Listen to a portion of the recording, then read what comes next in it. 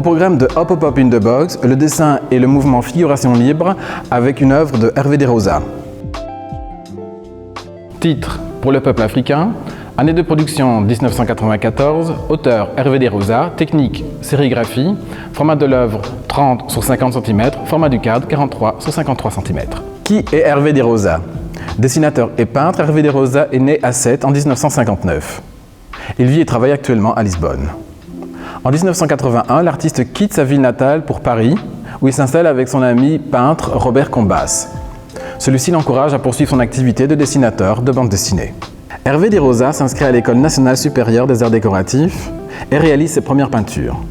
Sa participation à des expositions de groupe en France permet à la critique artistique d'associer sa peinture à celle de Rémy Blanchard, de François Boiron et de Robert Combas, ainsi naît la figuration libre.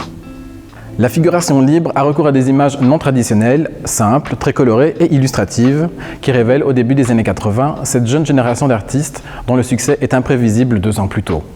Leurs homologues américains sont des artistes tels que Kenny Scharf, Keith Haring, Jean-Michel Basquiat et Crash, pour ne citer qu'eux. Hervé Desrosas crée un univers qui puise ses sources dans la science-fiction, peuplé de personnages grotesques, de monstres et de mutants. Images et textes peints sur une même toile commentent les aventures fantastiques du professeur X, du Dr Tube, de Kodo, de l'Homme-Flèche ou de Mick. L'artiste s'avoue souvent mégalomane, mais il est tout de même le père des arts modestes. Ce territoire de l'art, il ne le définit pas comme un concept, ni comme un mouvement, mais comme un regard sur le monde. Dans les années 90, une nouvelle période s'ouvre alors dans sa peinture qui s'imprègne des voyages qu'il fait autour du monde.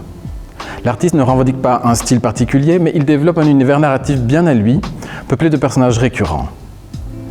Il a pratiqué toutes les techniques de création, peinture, sculpture, bande dessinée, tapisserie, estampes, fresques, lac, argent repoussé, céramique, dessin animé, images numériques, et la liste est longue.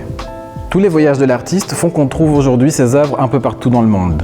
Miami, Cameroun, Cuba, Mexique, New York, Espagne, Israël, Vietnam, etc. Il a rapporté des techniques de création, mais aussi des objets glanés sur les marchés, dans les ateliers d'artisans ou même sur Internet. C'est pour les montrer, pour défendre ce regard porté sur le monde, qu'il crée en 2000 le Musée international des arts modestes à Sète, le MIAM, ainsi dénommé par l'artiste Ben, un projet qu'il continue à faire évoluer encore aujourd'hui, en résonance directe avec le monde contemporain. Depuis 1981, l'œuvre de l'artiste a fait l'objet de plus de 200 expositions personnelles et est présente dans d'importantes collections publiques et privées en Europe, en Amérique et en Asie. Il est également l'auteur ou le sujet de plus de 150 livres d'art et de publications depuis 1978. Revenons-en à Pour le peuple africain.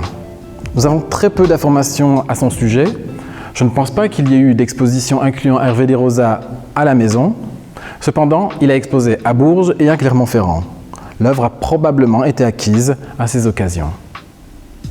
La sérigraphie numérotée 162-225 représente de manière féroce un énorme visage blanc, caucasien ou américain, en train de dévorer un village africain. L'œuvre est datée de 1994. À l'époque, l'artiste avait voyagé et travaillé dans divers pays africains. On peut donc conclure que cette illustration en est le fruit. Quoi qu'il en soit, si votre curiosité a été titillée, je vous invite à aller visiter le site détaillé de l'artiste, desrosas.org. D'ici là, pas mal d'informations ont fait leur chemin. Hop hop hop, in the box.